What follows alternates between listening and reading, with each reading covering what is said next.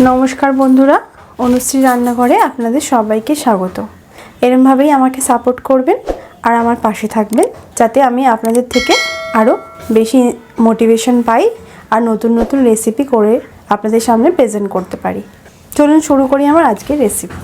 आज आमी निये एसेछि शीतकालीन एकटा रेसिपि चिकेन कीमा दिए कड़ाईशुटिर घुगनी। एकटु अन्यरकम स्वादे आमी रान्नाटा करब। तो चलुन प्रथम থেকে শেষ অবধি রান্নাটা আমি কিভাবে করেছি ভিডিওটা স্কিপ না করে দেখে নিই। খুব সুন্দর একটা রেসিপি এই শীতকালের দিনে লুচি পরোটা গরম গরম রুটি সব কিছুর সঙ্গে খুবই সুস্বাদু খেতে লাগে। চলুন ঝটপট দেখে নিই। সবার প্রথমে আমি গ্যাস অন করে এখানে কড়া বসিয়ে দিয়েছি। কড়াটা গরম হয়ে গেলে এখানে আমি দিয়ে দেব পরিমাণ মতো সরষের তেল। আমি রান্নাটা এখানে সরষের তেলেই করছি যেহেতু চিকেন থাকবে। আমার মনে হয় চিকেনটা সরষের তেলে রান্না করলেই ভালো লাগে। আপনারা যদি চান এখানে সাদা তেলও ইউজ করতে পারেন। তেলটা গরম হয়ে গেলে আমি এখানে 250 গ্রাম আলুকে এরকম ডুমো ডুমো করে কেটে নিয়েছি। আলুগুলোকে দিয়ে দিলাম। আলুগুলোকে একটুখানি হলুদ দিয়ে আমি ভেজে নেব মিনিট 2 সময় ধরে। দিয়ে দিচ্ছি সামান্য একটুখানি হলুদ গুঁড়ো দিয়ে হালকা একটু লাল লাল করে আলুগুলোকে ভেজে নেব। এখানে আলুটা একটু ভেজে নিলে ঘুগনিটার খুব সুন্দর একটা টেস্ট আসবে, তাই আমি এখানে আলুগুলোকে ভেজে নিচ্ছি। আলুটা দেখুন ভাজা হয়ে গেছে। এবার আলুগুলোকে তুলে নেব তেল থেকে।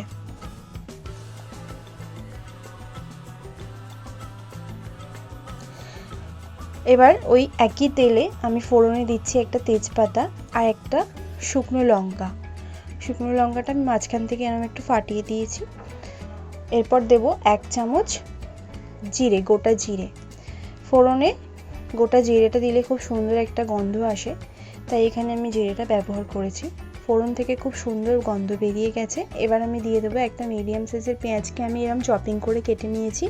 পেঁয়াজটা এখানে দিয়ে দেব। পেঁয়াজটাকে মিনিট 2 সময় ধরে হালকা বাদামি করে একটু ভেজে নেব। পেঁয়াজটাকে একটু হালকা বাদামি করে ভাজা হয়ে গেছে। এবার আমি এখানে ব্যবহার করছি একটা মিডিয়াম সাইজের টমেটোকে এখানে চপিং করে নিয়েছি। টমেটোটা এখানে ব্যবহার করছি। টমেটোটাকে দিয়েও আরও 2 মিনিট ধরে একটু ভেজে নেব যতক্ষণ অবধি না টমেটোটা একটু নরম হয়ে যাচ্ছে। এখানে আমি নুন ব্যবহার করছি না ভাজার জন্য। নুন ব্যবহার করলে টমেটো থেকে জল ছাড়তে শুরু করবে, সেই জন্য আমি এখানে নুনটা ব্যবহার করিনি। ভেজে নিয়েছি ভালো করে, টমেটোটাও দেখছেন নরম হয়ে গেছে। এবার আমি এখানে একটা মশলার পেস্ট দিচ্ছি। 1 ইঞ্চি আদা আছে, 10টা রসুনের কোয়া আছে আর আছে 4টে কাঁচা লঙ্কা। এই মশলার পেস্টটাকে দিয়ে ভালো করে আরও 2-3 মিনিট ধরে একটু কষিয়ে নেব। প্রথমে আপনারা যদি ঝালটা কম পছন্দ করেন এখানে ঝালটা কম দেবেন, ঝালটা পুরোপুরি স্বাদ মতো ব্যবহার করবেন। ভালো করে কষিয়ে নেব যতক্ষণ পর্যন্ত না আদা রসুনের কাঁচা গন্ধটা কেটে যাচ্ছে। এরপর আমি এখানে একটা গুঁড়ো মশলা ব্যবহার করছি। 1 চামচ আছে ধনের গুঁড়ো, 1 চামচ জিরের গুঁড়ো, 1 চামচ হলুদ গুঁড়ো আর 1/2 চামচ কাশ্মীরি লঙ্কার গুঁড়ো। এই মশলাটা আপনারা যদি চান জলে গুলেও দিতে পারেন, আমি এখানে শুকনোই দিচ্ছি। কাশ্মীরি লঙ্কাটা দিয়েছি যাতে সুন্দর একটা কালার আসে তরকারিটা থেকে, দেখতেও ভালো লাগে। ভালো করে আরও 2 মিনিট ধরে একটু কষিয়ে নেব। যত মশলাটাকে ভালোভাবে কষাবো তত ঘুগনিটার টেস্ট হবে খুব সুন্দর। এরপর দিয়ে দেবো আমি সামান্য একটুখানি জল। জলটা না দিলে মশলাগুলো পুড়ে যাবে আর একটু তেতো ভাব চলে আসবে, সেই জন্য একটুখানি জল আমি এখানে ব্যবহার করেছি। ভালো করে আরও 1 মিনিট ধরে একটু কষিয়ে নেব। এবার আমি দিয়ে দেব স্বাদ মতো নুন। আমি এখানে 1 চামচ নুন ব্যবহার করছি। স্বাদ মতো নুন দিয়ে আমি আরেকটু ভেজে নেব। নুনটাকে দিয়ে ভালো করে একটু মিশিয়ে নেব প্রথমে। তারপর আমি এখানে বোনলেস চিকেনকে আমি এরমভাবে ছোট ছোট করে একটু কেটে নিয়েছি। 250 গ্রাম আছে এখানে। এটাকে এবার আমি অ্যাড করে দেব। আপনারা যদি চান পুরো কিমাও এখানে ব্যবহার করতে পারেন। আমি পুরো কিমা এখানে ব্যবহার করিনি, একটু ছোট ছোট করে ঘরেতেই কেটে নিয়েছিলাম। এটাকে দিয়ে চিকেনটাকে দিয়ে ভালো করে 5 মিনিট ধরে প্রথমে কষিয়ে নেব। চিকেন যত কষানো হয় তত একটা সুন্দর টেস্ট আসে, তাই চিকেনটাকে দিয়ে ভালো করে কষানোটা মাস্ট। এরপর আমি দিয়ে দেব একটুখানি জল দিয়ে জলটাকে ভালো করে মিশিয়ে নেব।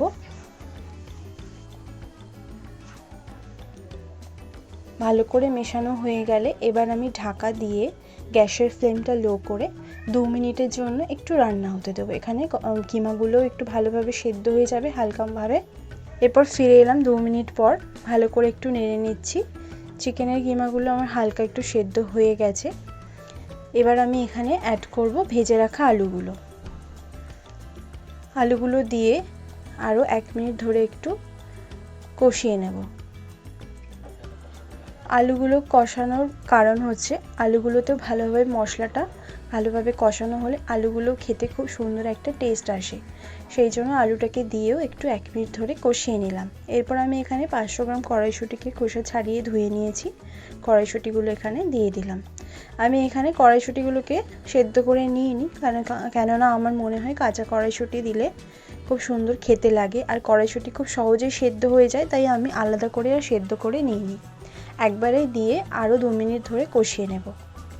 এরপর দিয়ে দেব পরিমাণ মতো জলটা আপনারা আপনাদের আন্দাজ মতন ব্যবহার করবেন, যে যেমন গ্রেভি পছন্দ করেন সেই অনুযায়ী জলটাও এখানে ব্যবহার করবেন। নুনটা একবার এখানে টেস্ট করে নেবেন। ফুটে উঠলে গ্যাসের ফ্লেমটা লো করে ঢাকা দিয়ে 15 মিনিটের জন্য রান্না হতে দেব। ফিরে এলাম 15 মিনিট পর।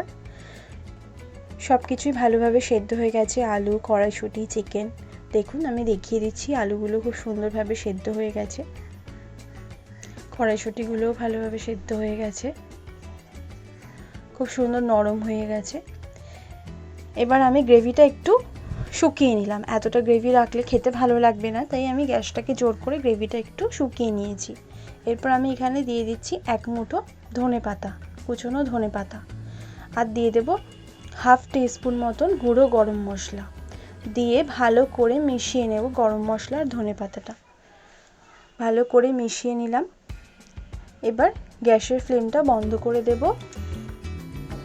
গরম গরম সার্ভ করে নেব চিকেন কিমা দিয়ে কড়াইশুঁটির ঘুগনি। অসাধারণ খেতে লাগে, শীতকালের খুব সুন্দর একটা রেসিপি। গরম গরম রুটি, লুচি, পরোটা, নান সব কিছুর সঙ্গেই অসাধারণ খেতে লাগে। অবশ্যই একবার বাড়িতে ট্রাই করবেন রেসিপিটি, আশা করছি ভালো লাগবে। ভালো লাগলে কমেন্ট করে জানাবেন, লাইক শেয়ার করতে ভুলবেন না। ভালো থাকবেন, সুস্থ থাকবেন, ধন্যবাদ। খুব শিগগিরই ফিরে আসবো নতুন কোনো রেসিপি নিয়ে।